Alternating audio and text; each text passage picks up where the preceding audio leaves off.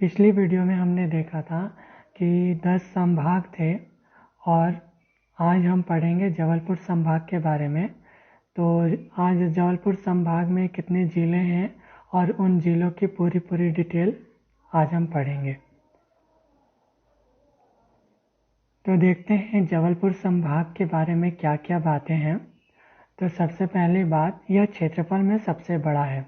ठीक है, क्षेत्रफल में कौन सा संभाग सबसे बड़ा है? तो जबलपुर संभाग है और इस संभाग का मुख्यालय जबलपुर है और डिंडोरी पुनः जबलपुर संभाग में शामिल 2012 में हुआ।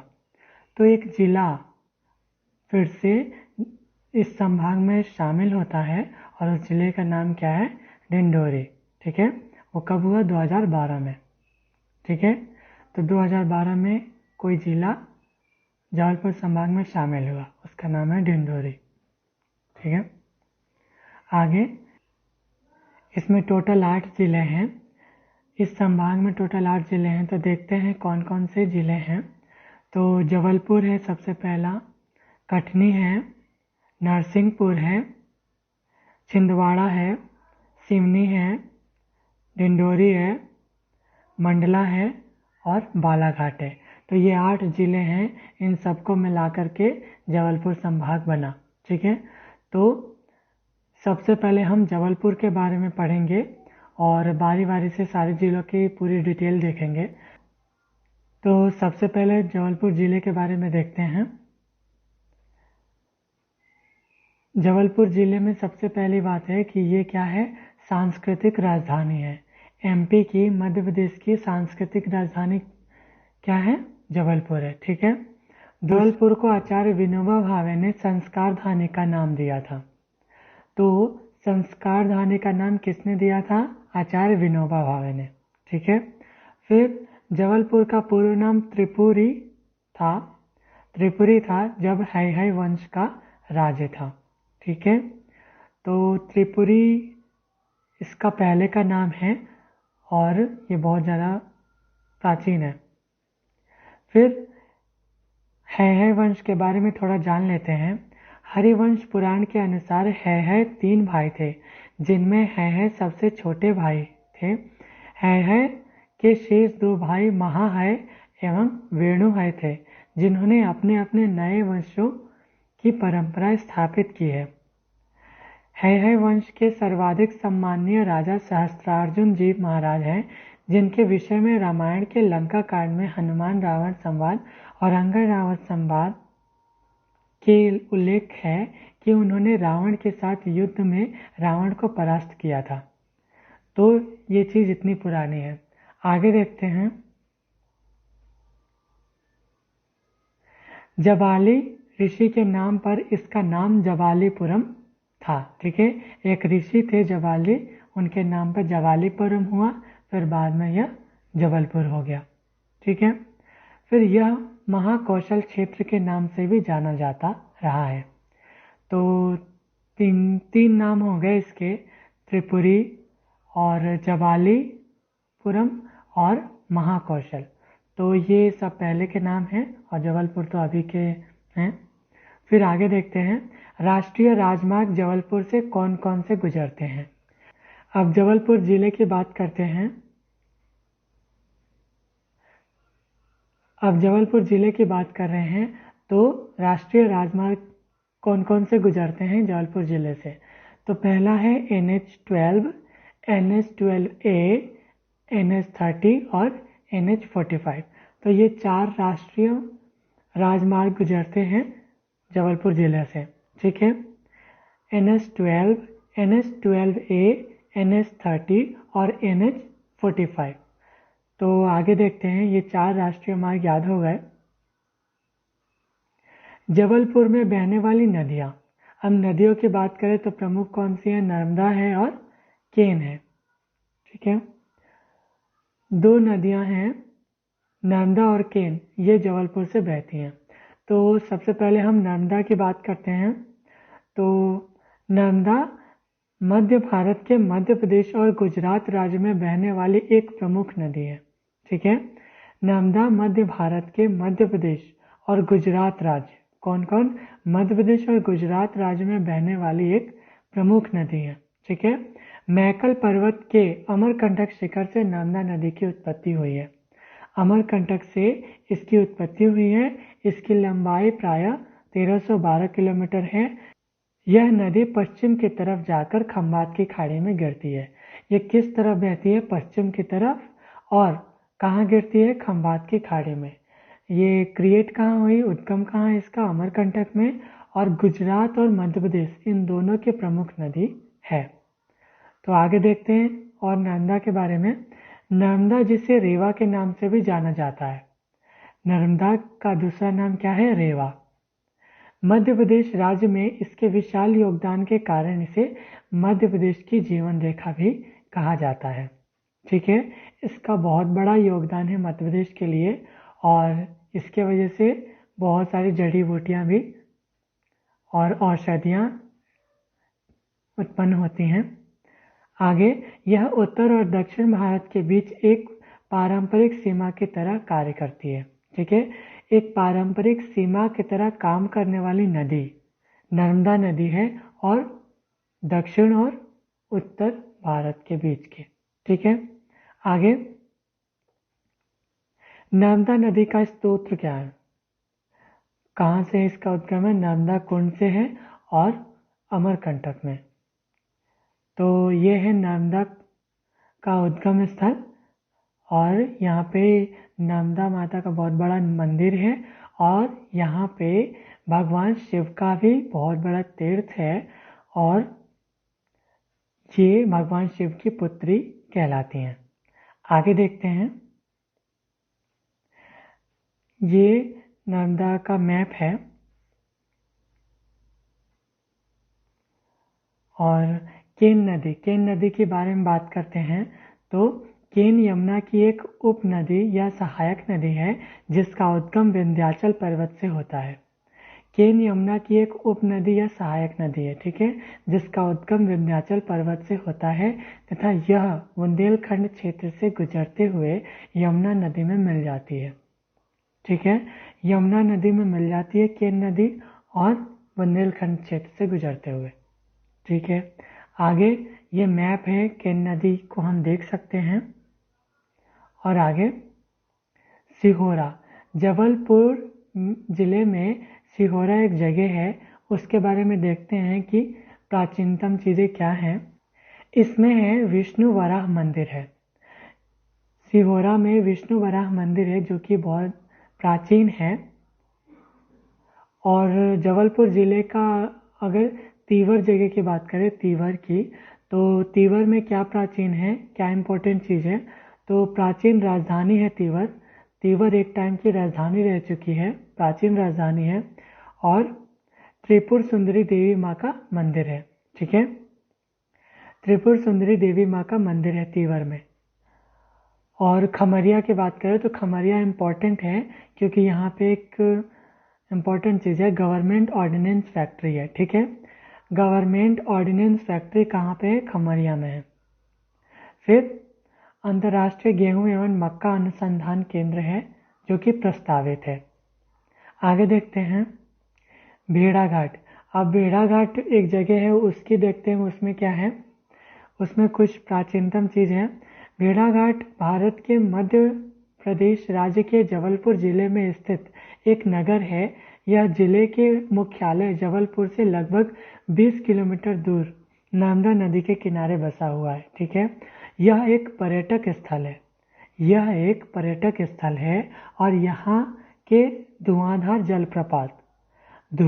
जलप्रपात नर्मदा नदी के साथ स्थित संगमरमर की चट्टानें और 64 योगिनी मंदिर प्रमुख आकर्षण है। ठीक है। यह एक पर्यटक स्थल है और 3 चीज़ें आकर्षण के लिए है। पहला धुआंधार जलप्रपात है, नर्मदा नदी के साथ स्थित संगमरमर की चट्टानें हैं और तीसरी चीज 64 योगिनी मंदिर प्रमुख है।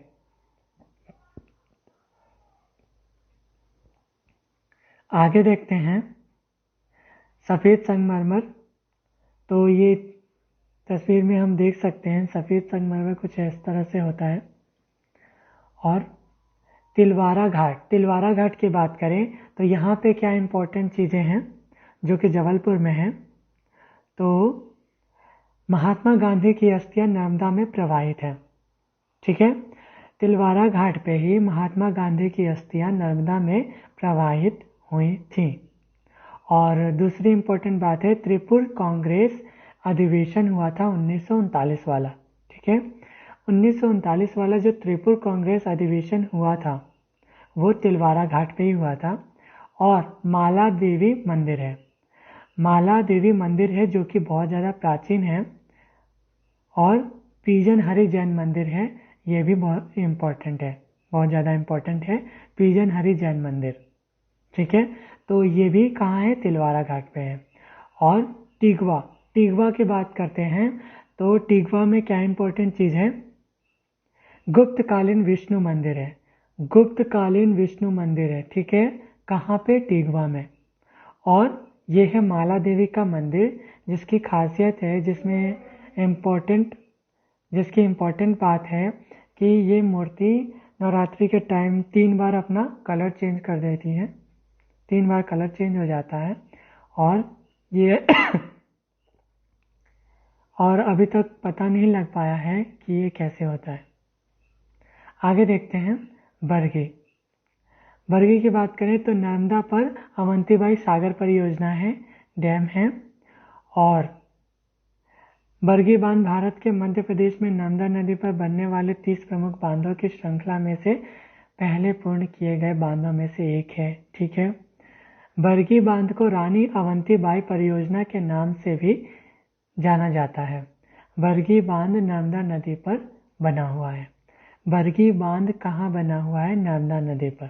ठीक है, नर्मदा नदी पर और भी बांध बने हुए हैं, लेकिन बरगी की बात करें तो बरगी बांध कहाँ बना हुआ है, नर्मदा नदी पर। ठीक है, फिर उसके बाद रूपनाथ जगह की बात करें तो रूपनाथ बहुत ज़्यादा इम्पोर्टेंट है, क्योंकि यहाँ पे एक इम्पोर्टेंट चीज़ है, वो है अशोक के शिलालेख।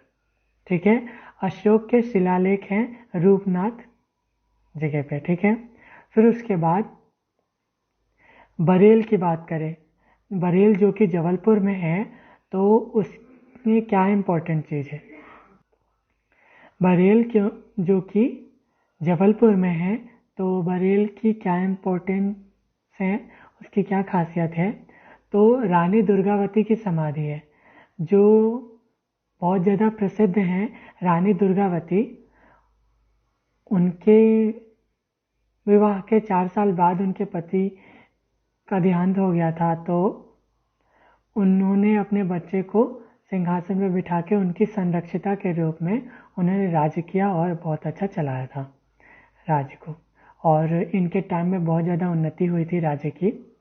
तो ये है दुर्गावती, तो इनकी समाधि बरेल में है। ठीक है, और जबलपुर में प्रथम चीज़ें देखें तो देश का पहला रत्न परिष्कृत केंद्र, जो रत्नों की रिफाइनिंग होती है उसका मतलब देश का पहला रत्न परिष्कृत केंद्र कहाँ है, जबलपुर में है।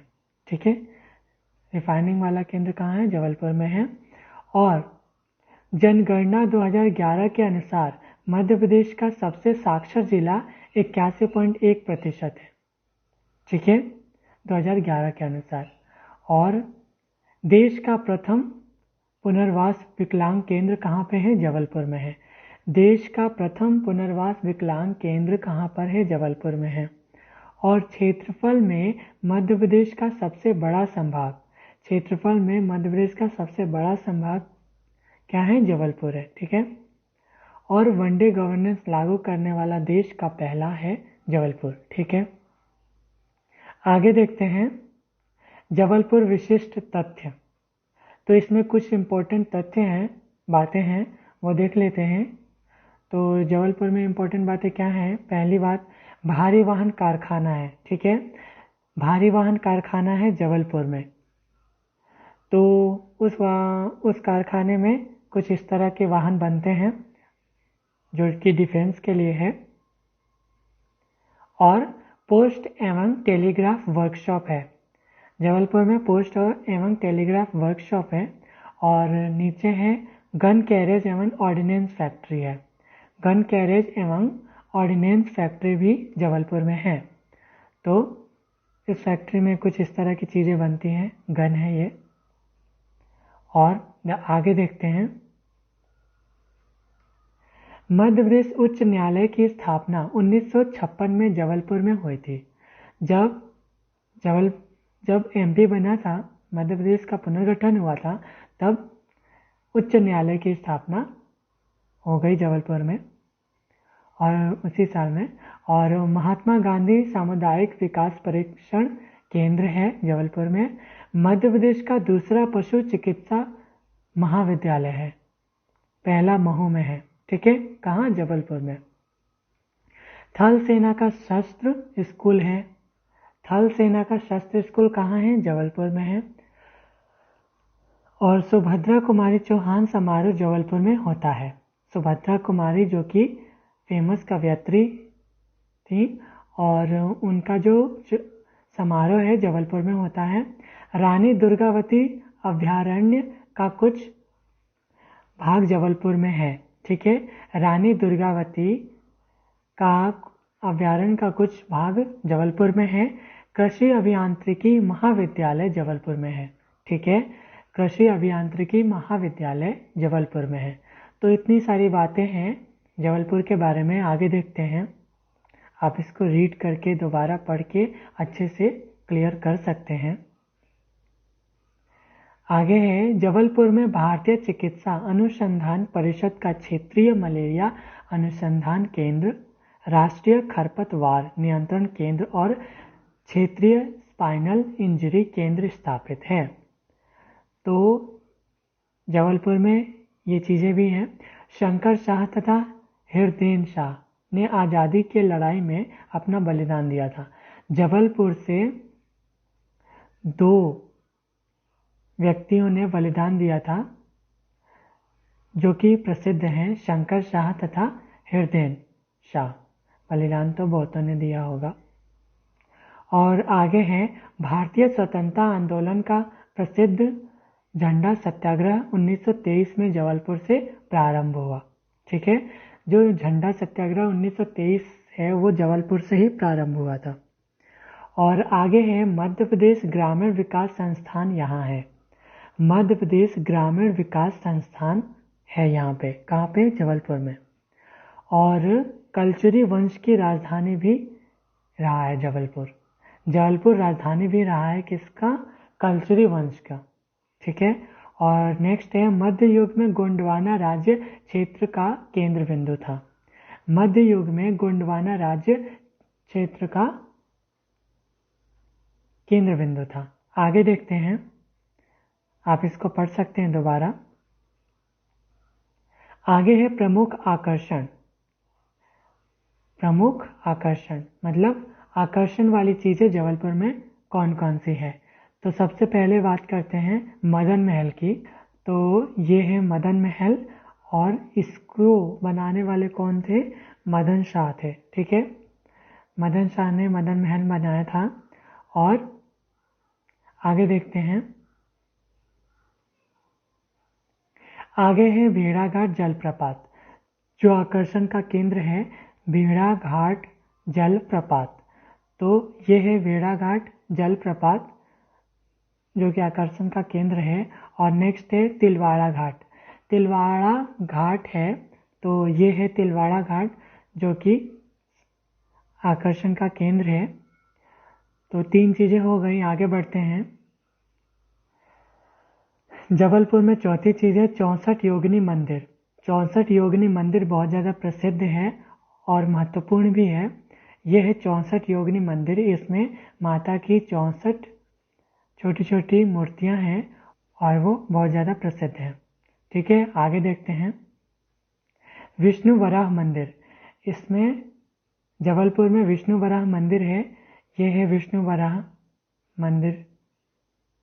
और आगे देखते हैं माला देवी मंदिर। माला देवी मंदिर बहुत ज़्यादा इम्पोर्टेंट है, और ये है माला देवी मंदिर जो हम पहले भी देख चुके हैं। और आगे देखते हैं, जबलपुर के घाट। तो जबलपुर के घाट हैं भेड़ा घाट, दूसरा तिलवारा घाट, जिलहरी घाट, ग्वारी घाट, खरी घाट, अजयपुरी गोस्वामी लम्हेटा घाट, ब्राह्मण घाट, गोपालपुर घाट। तो इतने सारे घाट हैं और जिन जिन घाटों पे कुछ इम्पोर्टेंट प्राचीन चीज़ थी तो वो हम पढ़ ही चुके हैं, और अगर आप दोबारा रीड करना चाहें तो रीड कर सकते हैं। आगे बढ़ते हैं। प्रमुख सरकारी उद्योग। तो प्रमुख सरकारी उद्योग कौन कौन से हैं जबलपुर में? तो जबलपुर की बात करें तो जबलपुर में प्रमुख सरकारी उद्योग कौन कौन से हैं?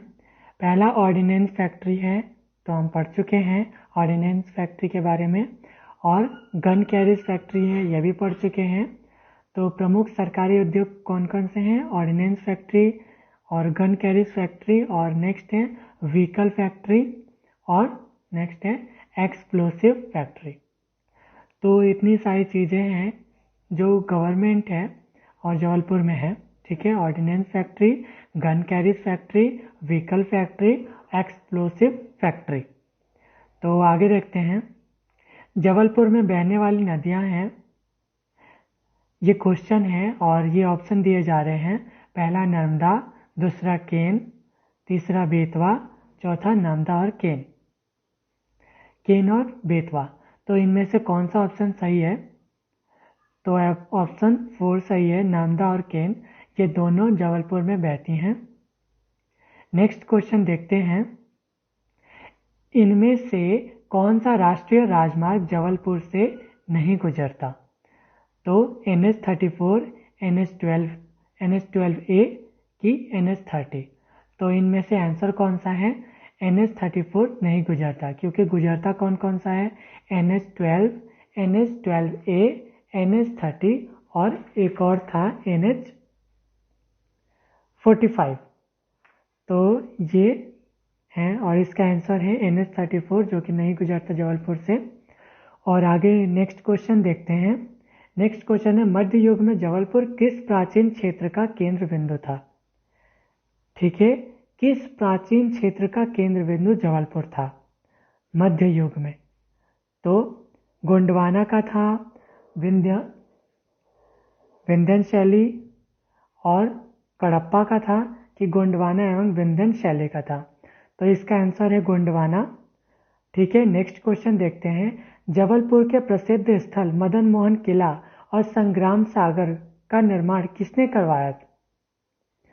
तो राजा मदन शाह एवं सूरज सेन ने करवाया था, कि संग्राम शाह एवं मदन शाह ने कराया था, कि मदन शाह एवं संग्राम शाह, कि संग्राम शाह एवं सूरज सेन? तो इसका आंसर थर्ड है, मदन शाह एवं सूरज शाह।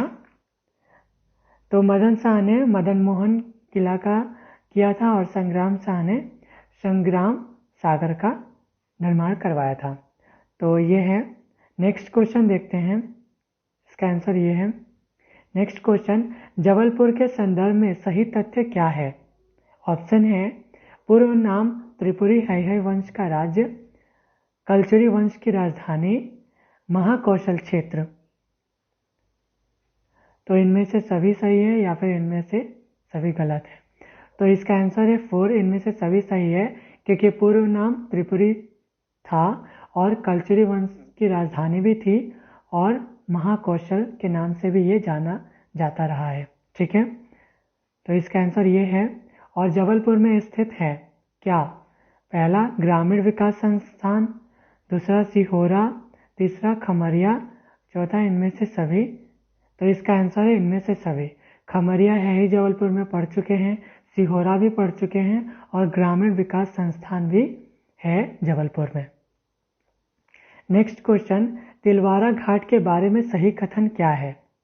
तो महात्मा गांधी की अस्थियां नर्मदा में प्रवाहित हैं, या फिर त्रिपुरी अधिवेशन 1939 हुआ, या फिर माला देवी का मंदिर है, या फिर इनमें से सभी कथन सही है, या फिर हाँ, तो इसका आंसर क्या है? इनमें से सभी कथन सही है।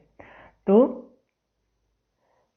त्रिपुरी अधिवेशन 1939 हुआ था और माला देवी का मंदिर भी है तिलवारा घाट पे, और महात्मा गांधी की अस्थियां नर्मदा में प्रवाहित हुई थी। तो नेक्स्ट क्वेश्चन देखते हैं, नर्मदा नदी पर निम्न में से कौन सा जलप्रपात स्थित है? तो ऑप्शन है कपिलधारा, धुआंधार, सहस्त्रधारा, इनमें से सभी। ठीक है, तो इसका आंसर इनमें से सभी, क्योंकि नर्मदा नदी पे ही कपिलधारा है और धुआंधार ही भी नर्मदा नदी पे ही है और सहस्त्रधारा भी नर्मदा नदी पर ही है। तो ये 3 जलप्रपात नर्मदा नदी पर हैं। तो ये सारे ऑप्शन सही हैं, तो इसका आंसर ये है। नेक्स्ट क्वेश्चन है, खमरिया में निम्न में से क्या है? तो खमरिया में एक इम्पॉर्टेंट चीज़ थी, वो है ग्रामीण विकास संस्थान, या फिर गवर्नमेंट ऑर्डिनेंस फैक्ट्री, या फिर गुप्तकालीन विष्णु मंदिर, या फिर इनमें से कोई नहीं। तो गवर्नमेंट ऑर्डिनेंस फैक्ट्री कहाँ थी, कहाँ पर है? खमरिया में। तो इसका आंसर ये है। नेक्स्ट क्वेश्चन, अशोक के शिलालेख प्राप्त हुए हैं, कहाँ से प्राप्त हुए हैं? तो रूपनाथ से प्राप्त हुए हैं। ऑप्शन देखो, बरेला में कि रूपनाथ में, सिहोरा में कि टीगवा में। तो इसका आंसर रूपनाथ है। नेक्स्ट देखते हैं। तो ये क्वेश्चन हो गए पूरे। Thank you.